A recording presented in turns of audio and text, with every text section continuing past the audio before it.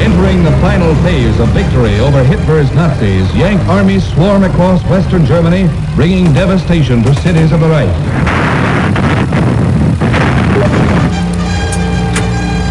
From all sides, Allied might crushes in on the remains of the Wehrmacht, bringing home the horrors of war to the German people as they have never experienced it before.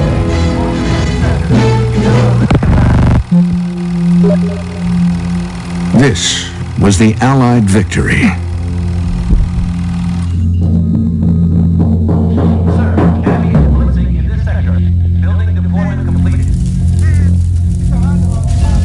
But if you were German,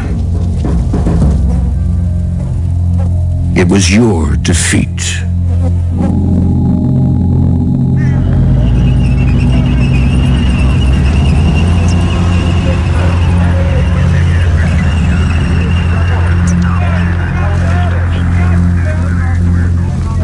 And now, we are hated, objects of contempt. We are poor, downtrodden, and despised by all. The German people had known for some time that they would lose the war.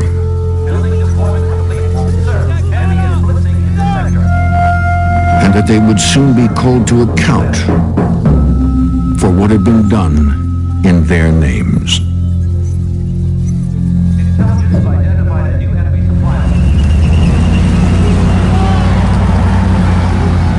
My fingers are shaking as I write this. Everyone is now turning their backs on Adolf. No one was ever a supporter. Everyone was persecuted, and no one denounced anyone else. What about me? I was there. I breathed what was in the air. It affected all of us.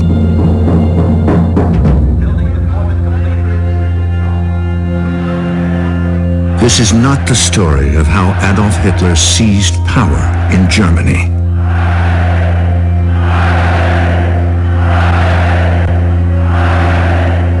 This is the story of how and why the German people gave it to him.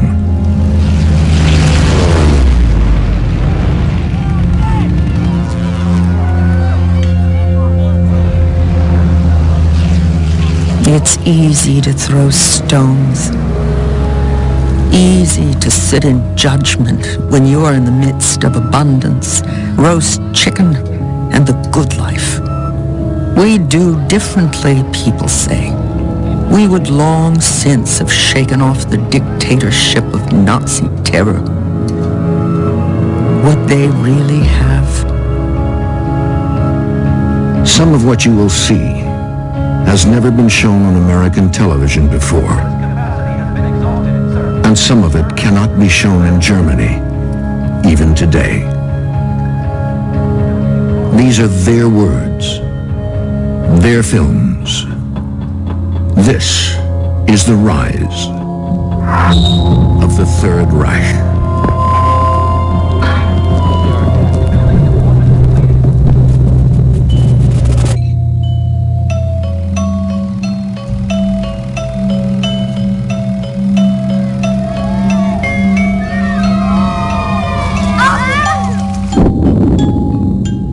There had once been another war.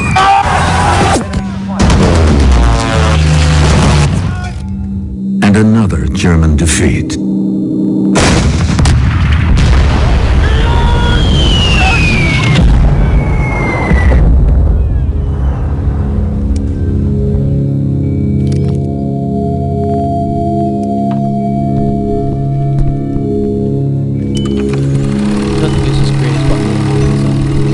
The end of the war meant husbands restored to wives and life restored to men. But there was no sense of joy, only defeat, anxiety, senseless gunfights, confusion.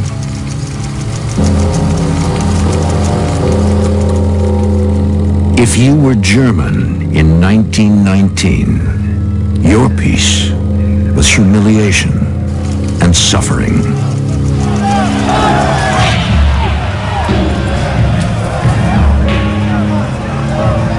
Enforced democracy had resulted in chaos.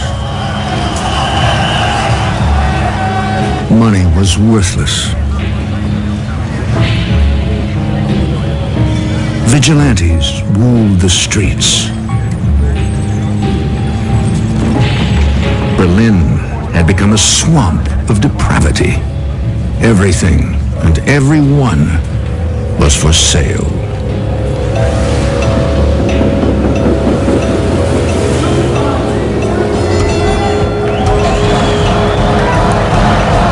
The atmosphere has become revolutionary, apocalyptic. Not only money, but all standards have lost their value. Saviors have appeared everywhere, declaring that they've been sent by God to save the world.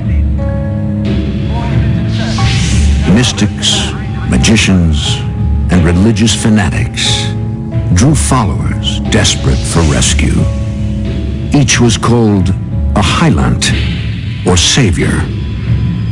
But in German, there is no plural word for savior. There can be only one. In Munich, there is a corporal who has been causing trouble. They say he has an almost hypnotic power.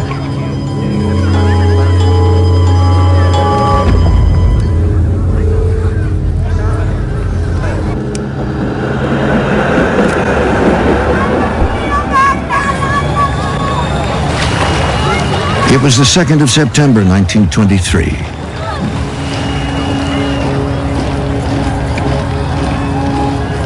Here at this nationalist rally, Adolf Hitler made one of his first appearances on film.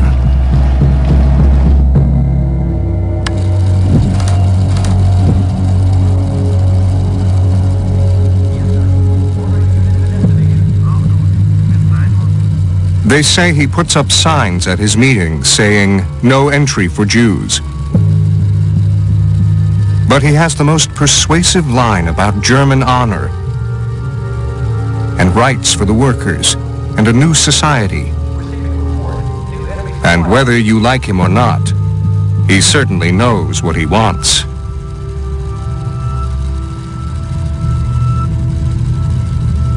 Two months after this film was shot, he would attempt to take over Germany and fail.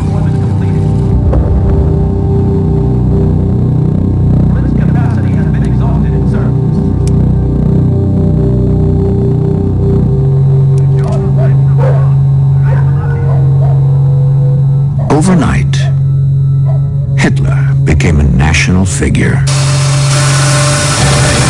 To some magnetic, to others absurd. The Munich savior filled the headlines with a ridiculous attempt to stage a revolution in a beer cellar. In fact, the revolutionaries had been dispersed by police fire as they left the cellar. And that was the end of the matter. But it wasn't.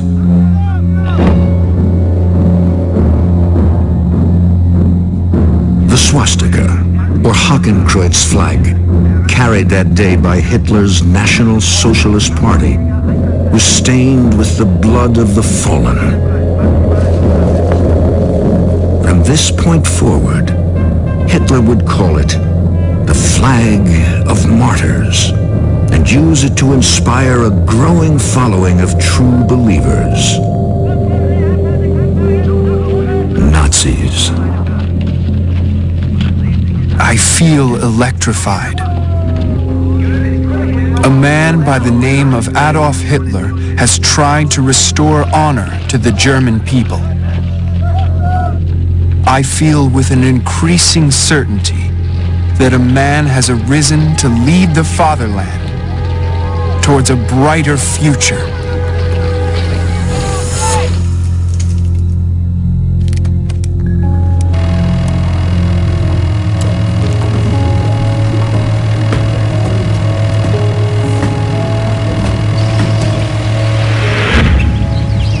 Here in Bückeburg, in north-central Germany, film hobbyist Adolf von Hinüber shot this film with his 9.5mm camera.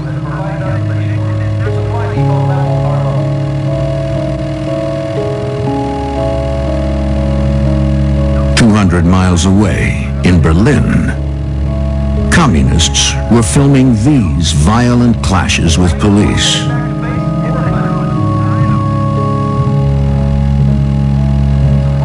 But if you were a loyal follower of Adolf Hitler, you would have been here. It was August 2nd, 1929. And the National Socialists were filming their third-party rally, the first here in Nuremberg. Und dafür ein!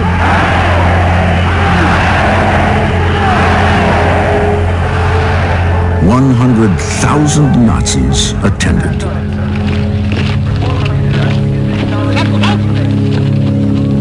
Suddenly, Adolf Hitler appears. He goes to each man, shaking his hand.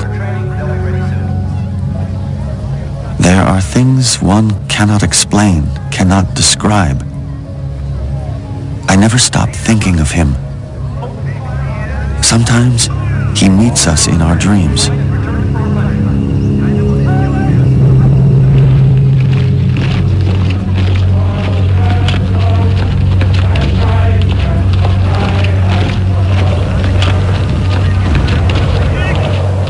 In this footage, Hitler consecrates Nazi Party flags by touching them to the Blutfahne, the blood-stained swastika of his failed revolution. The loyalists were dazzled.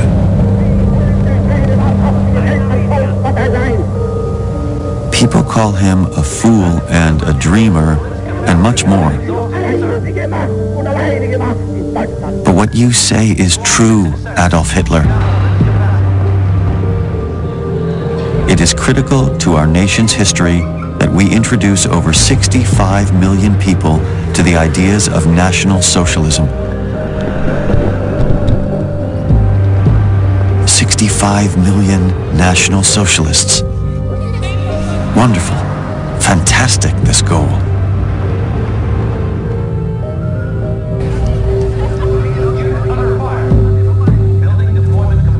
Most Germans still thought of Hitler as too radical,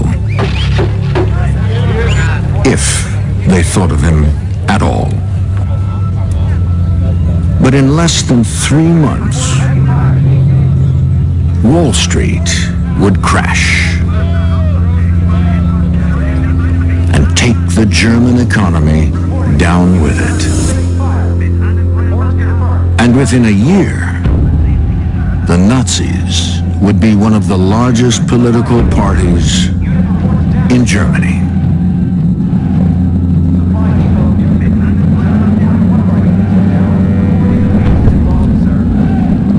While we descended into misery and called anxiously for a savior, he emerged like a mountain.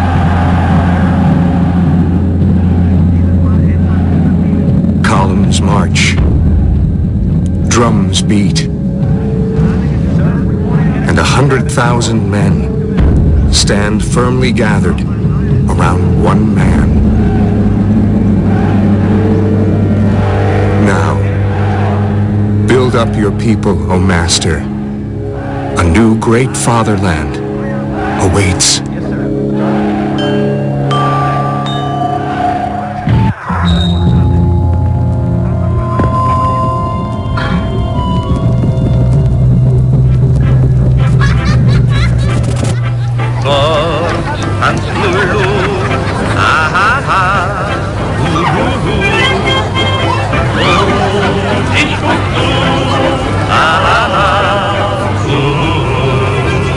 It was 1932. This footage was recorded at a carnival near Leipzig, Germany. filmmaker Walter Langer brought his 16mm camera and the girl he would marry.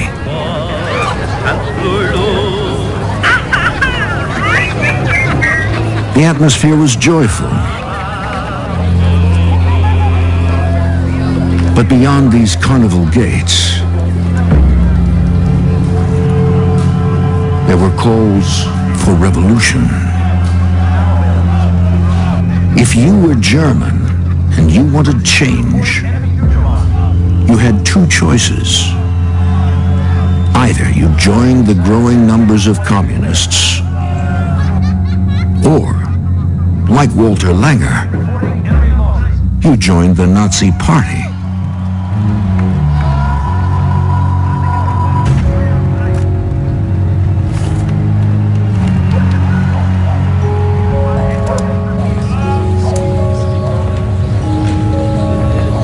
The Great Depression was in its third year, and Germany had suffered as much as any country. German mother, your children's father and provider stands before the closed-down factories, unemployed, without bread, without the hope that his lot and life will change. German mother, you want a good future and freedom for your children. This is why you will vote on the 13th of March for Adolf Hitler.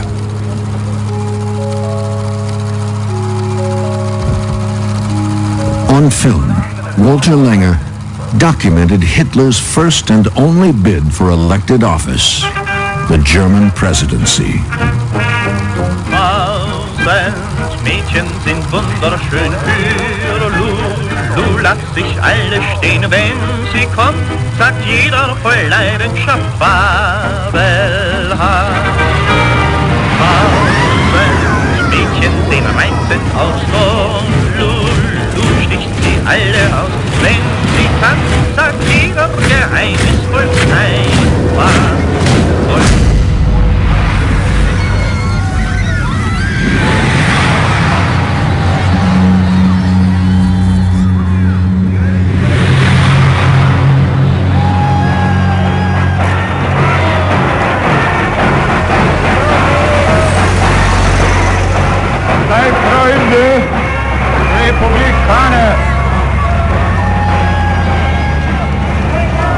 Der Tag der Entscheidung naht.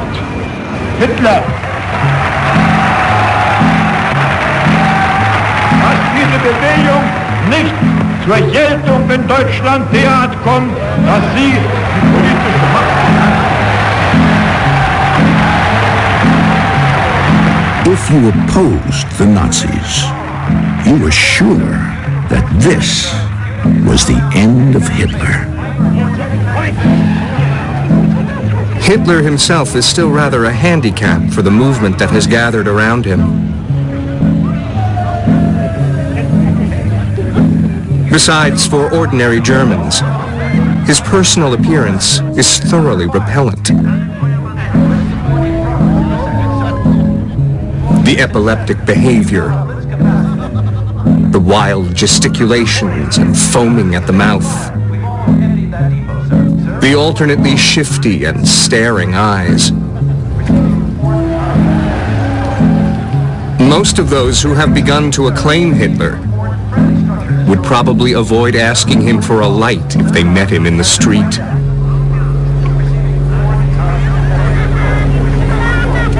But in less than a year, Hitler would be Chancellor.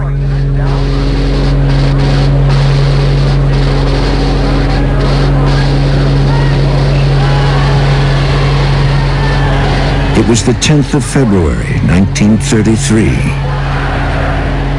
Sie hören schon an sich vermehrenden Geräusch, wie die fieberhafte Spannung zu wachsen beginnt. Although they had never captured more than 37% of the popular vote, the Nazis were the largest political party in Germany. And so, German leaders installed Hitler as Chancellor.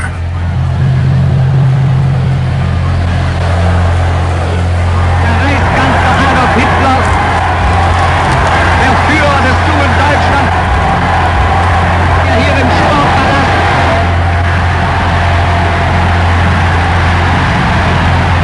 As many as 20 million people across Germany were tuned in to this radio broadcast. Hitler's largest audience ever.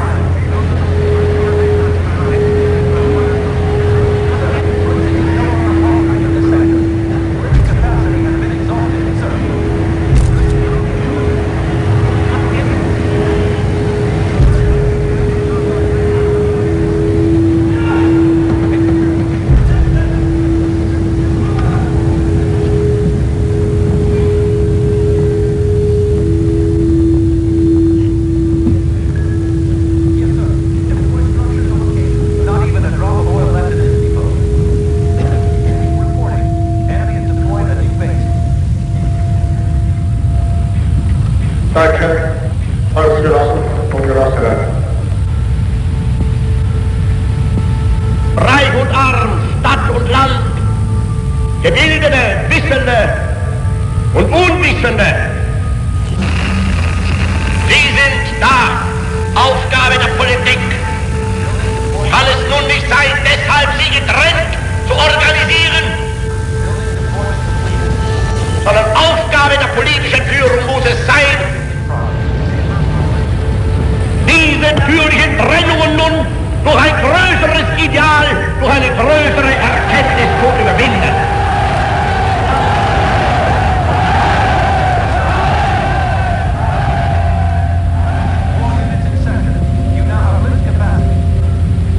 In uns selbst allein liegt die Zukunft des deutschen Volkes. Wenn wir selbst unser Volk, unser Vaterland und unser Führer heil!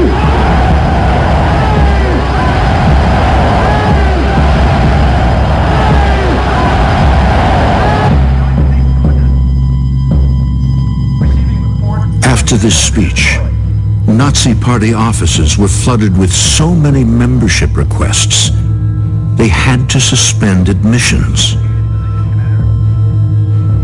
Even so, Hitler did not yet control Germany. In 2 weeks, that would change.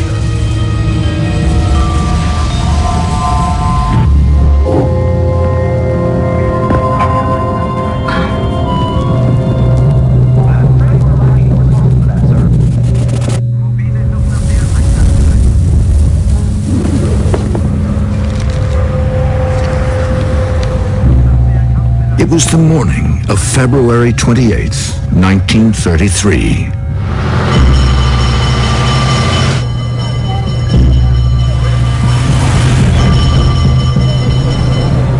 If you lived in Berlin, you awoke to this.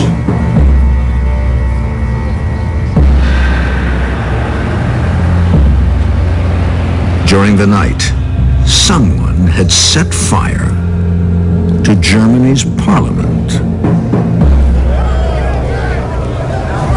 Just now, the revolution has begun in earnest. The middle class had been repelled by the roughness and lack of polish by the Nazis. Now, they've been frightened and won over by the Reichstag fire.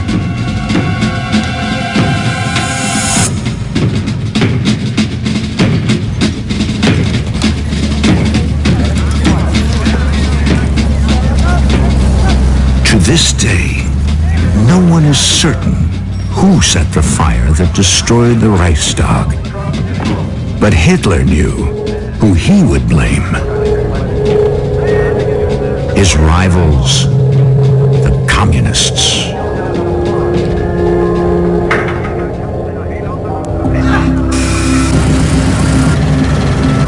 The Nazi press said that the Reichstag fire was intended as a signal for communist cells across Germany to rise up and revolt. They wanted to send armed mobs into villages to commit murder and plunder. Hostages would be taken from the middle class. Wives and children of police officers used as human shields. The destruction of all cultural values, just like in Russia.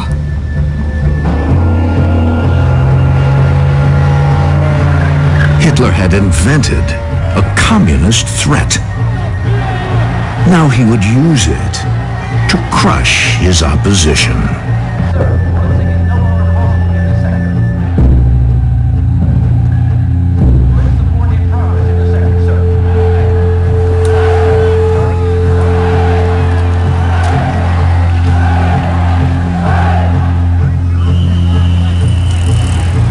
The morning after the fire, I discussed these matters with a few friends. All of them are very interested in the question of who really started the fire. And more than one of them hinted that they had doubts about the official story.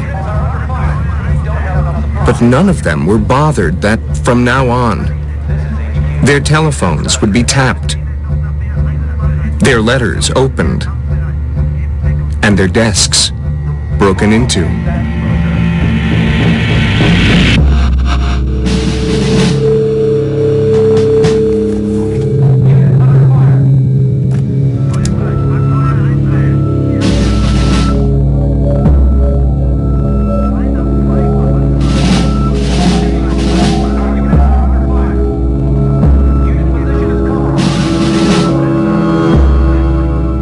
Radical and violent changes were happening across Germany. But Hitler had justified them all. This ruthless intervention by the government may appear strange, but we must clean up. The communists have to disappear.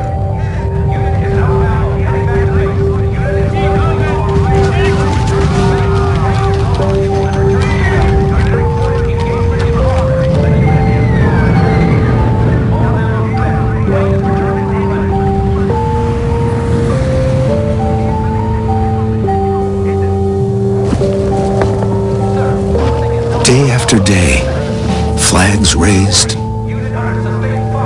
buildings taken over, people shot, newspapers banned. It is shocking how naked acts of violence, breaches of the law, barbaric opinions appear quite undisguised as official decree. Actually, it's terribly risky even to be writing this.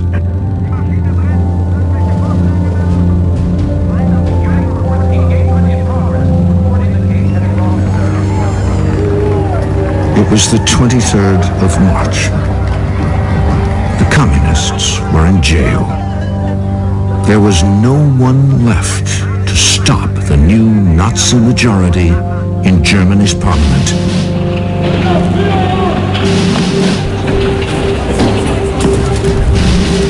When delegates voted to consolidate all power in Adolf Hitler. He had been chancellor for exactly 52 days. Now, for all intents and purposes, he was dictator.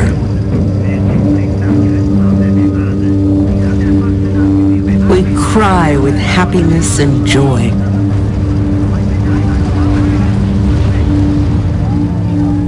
All traces of resistance have been eliminated. Enthusiasm grips the entire nation. We can barely believe that our beloved Führer stands alone at the helm of the Reich.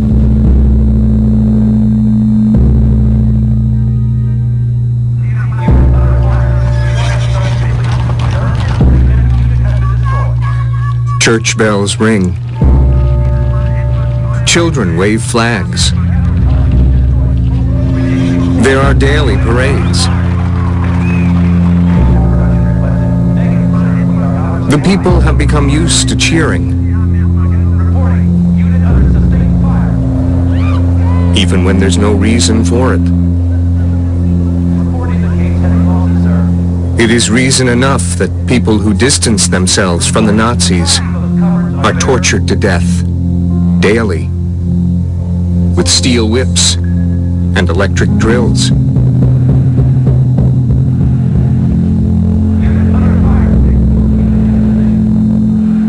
Better to celebrate. Howl with the wolves. Heil, Heil, Heil.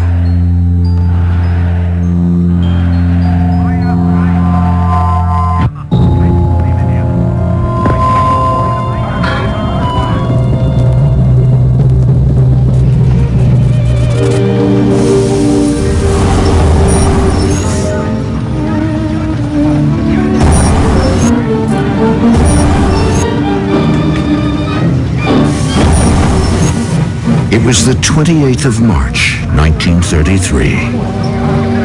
Adolf Hitler had been dictator of Germany for 5 days.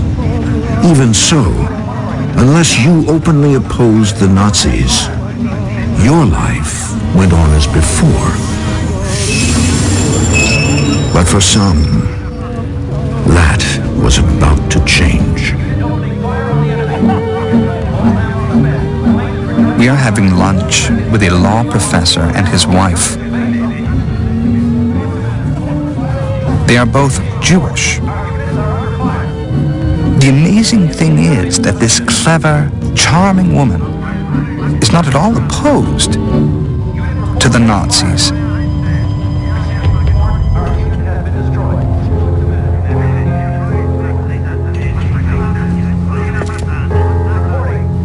On the contrary, she lectures us on the outstanding qualities of Adolf Hitler, on the greatness of the age which we are allowed to witness, on the national rebirth. And she is firmly convinced that no harm whatsoever will come to educated Jews in Germany. 4 days after this lunch, Nazi Party member Walter Langer used his camera to document another historic moment in the new Third Reich.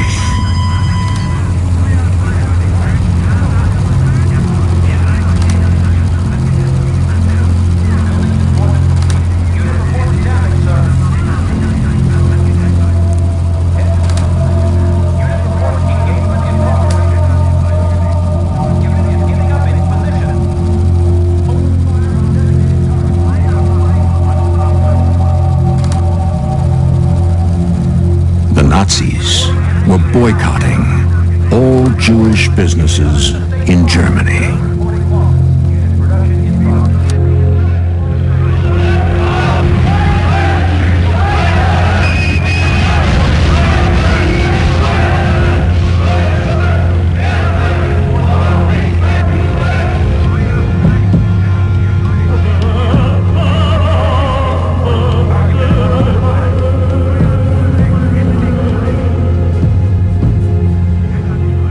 Fewer than 1 in 100 Germans were Jewish.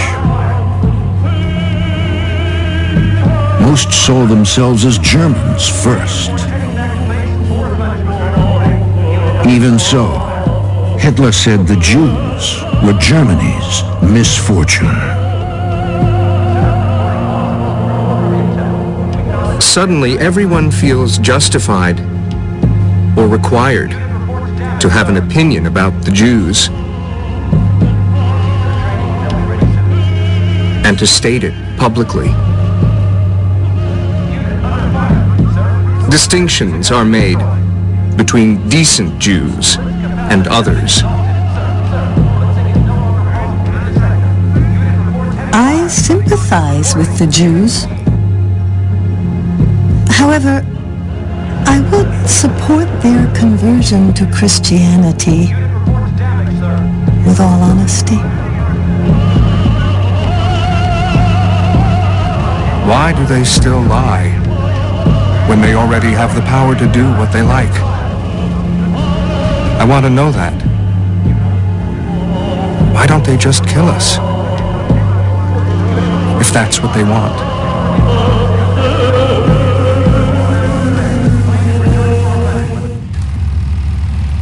This footage was shot at the Oranienburg concentration camp outside Berlin in the spring of 1933. It shows an orderly camp where prisoners are treated humanely. But if you were there, you would have experienced something much different.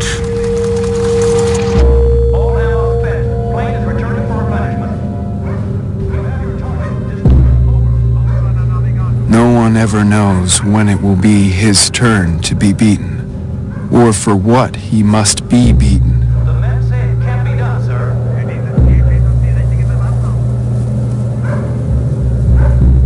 Those who are beaten up in the camp usually do not say a word, because they dare not. But at night,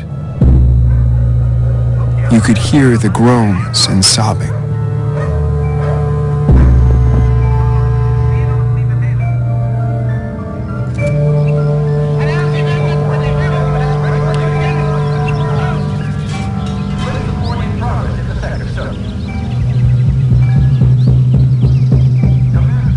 A friend tells this story. A man's garden was dug up. There was supposed to be a machine gun in it. But nothing was found. To squeeze a confession, they beat him.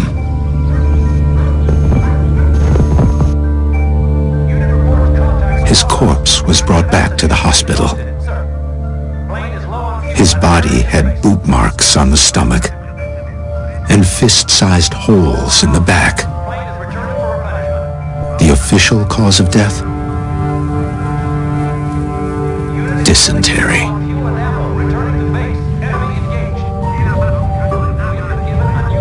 The message was clear.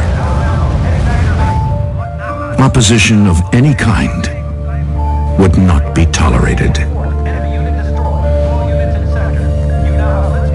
The Third Reich had begun its rise.